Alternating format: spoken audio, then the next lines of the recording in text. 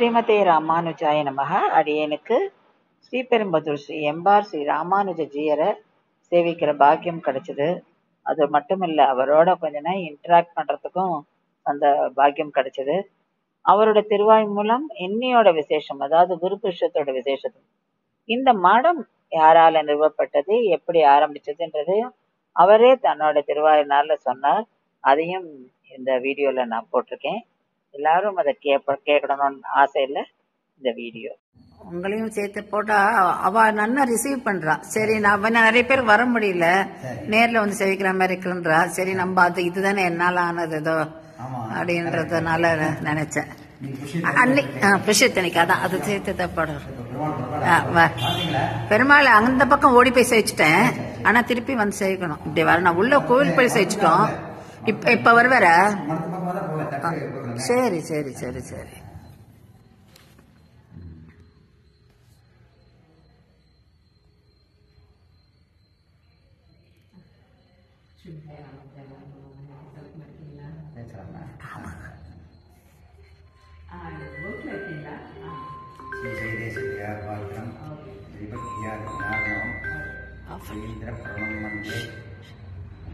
மதுரம் முனி லட்சுமிநாத சமாரம்பாம் ஆதிரா மத்தியமா அஸ்மதி ஆச்சாரிய பரியந்தாம் வந்தே குரு பரம்பரா. ஸ்ரீமதே ராமானுஜாய நமः. ஸ்ரீமத் பரவர்மணியே நமः.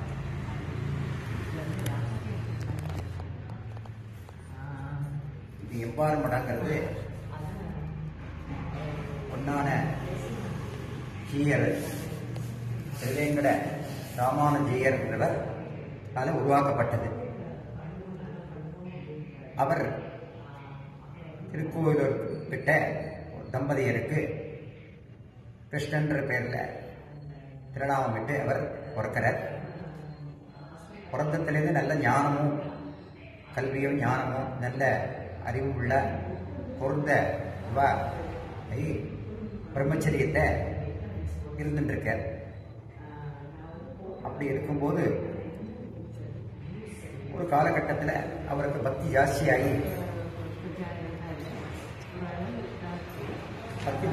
போய் அவர்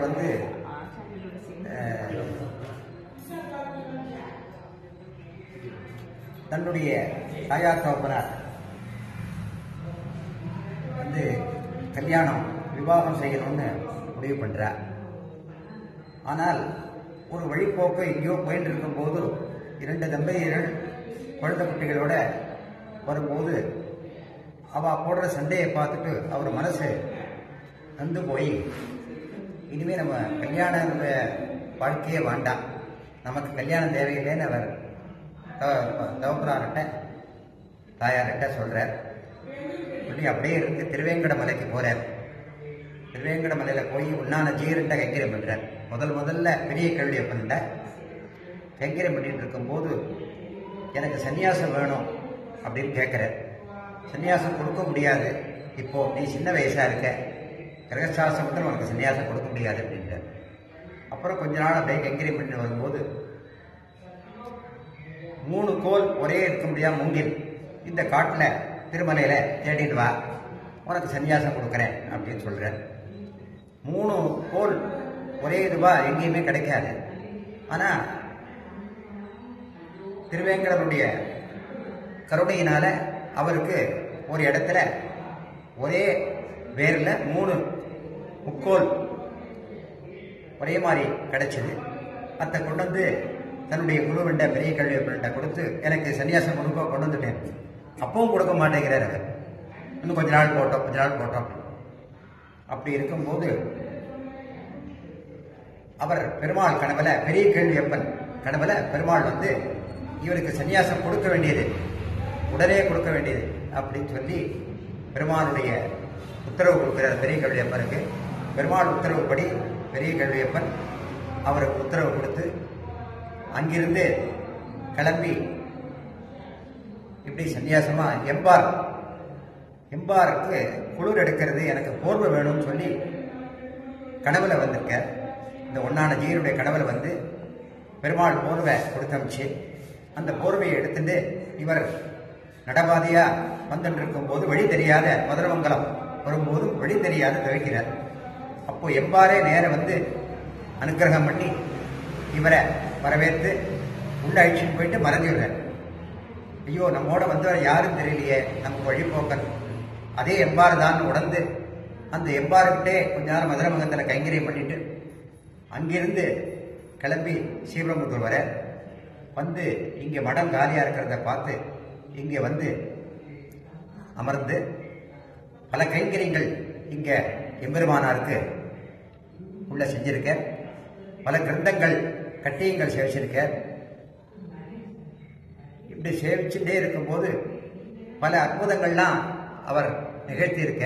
ஒரு நல்ல சித்து உள்ளவர், பேர்பட்ட ஒரு சக்தியானவர். எது வேண்டினாலும் நல்ல பேய் பிசாசுகள் எல்லாம் விரட்டக்கூடிய அளவுக்கு அவருக்கு ஒரு பேர்பட்ட ஒரு சக்தி இருந்தது. பாம்பெல்லாம் கூட வந்தா அவர் அவ்வளவு இதுவா அதை கண்ணுக்கு பட்டு அவருக்கு ஒரு ஆதிசேஷனுடைய சொரூபமாகவே அவருடைய வாழ்ந்துருந்தார். பெருமாளுடைய கட்டிங்கெல்லாம் சேவிச்சு உள்ளுக்குள்ள எல்லாம் கைங்கரியம் பண்ணிட்டு இருக்கும் போது பெருமாள் கொண்டே இருக்கிற பெருமானார் கொண்டேல சாத்திருக்கிற இந்த புஷ்பம் சேர்ந்து ஒரு காம்பு அவருடைய கண்ணை குத்தி ராத்திரி கண்ணிலேருந்து கொஞ்சம் சிறிதளவு ரத்தம் அடிஞ்சிட்டு இருக்கு. அப்போ இவர் கனவுல எம்பார் கனவுல வந்து எம்பார் ஜியர் சுவாமி கனவுல வந்து எனக்கு கண்ணு அறுவருது, பூ குத்துறது, உடனே நீ வா அப்படின்னு சொன்ன உடனே பாதி ராத்திரிக்கு வந்த உடனே என்ன பண்றதுன்னு தெரியாது. இவர் எல்லாரையும் ஊராரெல்லாம் கூட்டிட்டு உள்ள போய் பார்த்தா எம்பெருமானார் கண்ணில் அந்த காம்பு குத்தி இருக்கு. உடனே போய் அதை சரி செஞ்சு அதுலேருந்து பெருமாளுக்கு அந்த கொண்டையில் இருக்கிற அந்த எம்பெருமானாருக்கு சாத்துற அந்த இதில் இன்னைக்கும் அந்த பூ சுத்த மாட்டா. அந்த மாதிரி பல அற்புதங்கள்லாம் நிகழ்த்தியவர், நல்ல சக்தி உள்ளவர். பல கைங்கரியங்கள் இங்கே பண்ணி இந்த மடத்துக்கான நிறைய உபாயங்களை பண்ணியிருக்கார். அந்த வழியில் வந்தவர் தான் அடியேனும். நானும் திருமலையிலேருந்து அவருடைய அனுகிரகத்தை பெற்று, ஒன்னான ஜீயருடைய அனுகிரகத்தை பெற்று, ஆச்சாரியன் அனுகிரகத்தை பெற்று தான் இங்கே எம்பார் ஜீயரா எழுந்துள்ளி இருக்கேன். நானும் எம்பெருமானாருடைய கருணையினாலும் மாமனியுடைய கருணையினாலும் எம்பாருடைய ஒன்னான ஜீயருடைய கருணையினாலும் தான் இந்த பதவி கிடைக்கணுன்ற ஒரு எனக்கு ஒரு நியமனம் இருந்திருக்கு. நான் எதையுமே வாண்டான் இருந்தேன். என்னுடைய வாழ்க்கையில் எல்லாத்தையும் தொடர்ந்து எதையும் வாண்டாம், நாளைக்கேன்னு ஒன்றும் வச்சுக்காத, அப்படிதான் வாழ்ந்துட்டு இருந்தேன். அப்படி இருக்கும்போது எனக்கு சமாஷ்டம் பண்ண ஆச்சாரியர், இதற்கு முன்னால் இருந்த ஆச்சாரியர் சொல்லிட்டு போனார், அடுத்த பட்டம் நீ தான் ஏற்றுக்கணும் சுவாமி, எனக்கு அந்த தகுதியெல்லாம் இல்லை, அடியன் ரொம்ப அசக்தன் அப்படின்னு. எந்த தகுதியும் வேண்டியதில்லை, ஆச்சாரியருடைய பக்தி இருக்கு, அது போகிறோம் அப்படின்னார். அதுக்கப்புறம் அவர் பரமபாய்ச்ச பிறகு இந்த பதவிக்கு யார் யாரோ அவங்க வேற யார் யாரோ நியமிக்கணும்னு நியமனம் ஆயிடுது. ஆனால் அந்த நியமனத்திலேருந்து அவ விலக முடியாத நிலைமையை ஆயிடுத்து, என்னன்னு தெரியல. இது நான் தான் வரணும் அப்படின்ற முறையில் அவர் என்னை நியமிச்சிட்டார். இங்கே வந்து இப்போவும் அடுத்த ஜீயர்கள்லாம் இங்கே நிறைய திருக்கண்ணபுர ஜீயர், பிள்ளப்பாக்கம் ஜீயர் எல்லாரும் இங்கே நிறையா கைங்கரியம் பண்ணியிருக்காங்க இடத்துக்கு. எனக்கு முன்னாடி இருந்த குமாரவாடி சுவாமி, பரகால ராமானுஜ சுவாமி ரொம்பவும் பல திருமாலடியார் விழான்னு ஏற்படுத்தி கிராம கிராமமாக போய் பாமர மக்களுக்கும் அந்த முத்திரஸ்தானம் செஞ்சுட்டு எல்லாரும் எம்பெருமானாருடைய திருவடியை பற்றி நிற்கணும் அப்படின்ற கொள்கையை பரப்பி, அவர் ஒரு நாத்திகனாக இருந்தவர். ஆனாலும் ஒரு காலகட்டத்தில் சீவுவே கார்பங்காடு சுவாமி, அடியேனும் பூர்வாசிரமத்தில் கார்பங்காடு சுவாமியுடைய சம்பந்தம் இருக்கு எனக்கும். அதனால அந்த கார்பாட சுவாமி கிட்ட உபன்யாசம் கேட்டு அவருக்கு பக்தி வந்து அந்த கார்பாட சுவாமி இவரையே சிஷ்யனா ஏற்றுக்கொண்டார். ஏற்றுக்கொண்டு அவர் அவருடைய புஸ்தகங்கள்லாம் படித்து ஞானமாயி திருமால் பத்திரிகை என்று போட்டு பல 17 நூல்கள் இது வரைக்கும் அவர் வெளியிட்டு பக்தர்களுக்கெல்லாம் ஃப்ரீயாக கொடுப்பார். அவ்வளவு இந்த மடத்துக்கு கைங்கரியம் பண்ணி அத்தனை பேருக்கு ததியாராதனை சமர்ப்பிச்சு வெகு விமரிசையா நடத்திட்டு இருந்தார். அவர் தினமணியிலேருந்து எடிட்டராக இருந்தவர். அதனால ரொம்ப ஞானம் உள்ளவர். நல்ல உபன்யாசத்திலையும் இந்த காரக்குமார சுவாமியினுடைய உபன்யாசத்தை கேட்டு கேட்டு உபன்யாசங்களும் நன்னா பண்ணுவார். அடியேன் கூட பண்ணுவேனா, அதெல்லாம் அசக்தானா இருக்கேன். இன்னும் நான் அதெல்லாம் ரொம்ப உபன்யாசம் பண்ண ஆரம்பிக்கல. இருந்தாலும் நீங்க சிஷ்யா கேட்கறதுனால இந்த ஒரு சின்ன எனக்கு தெரிஞ்ச ஒரு உரையை உங்களுக்கு சொன்னேன். அந்த மாதிரி அந்த ஜீயர் பல கைங்கரியங்களை இங்கே இந்த மடத்துல பண்ணி அதை விட்டு போகக்கூடாதுன்னு நான் தொடர்ந்து நடத்திட்டு இருக்கேன்.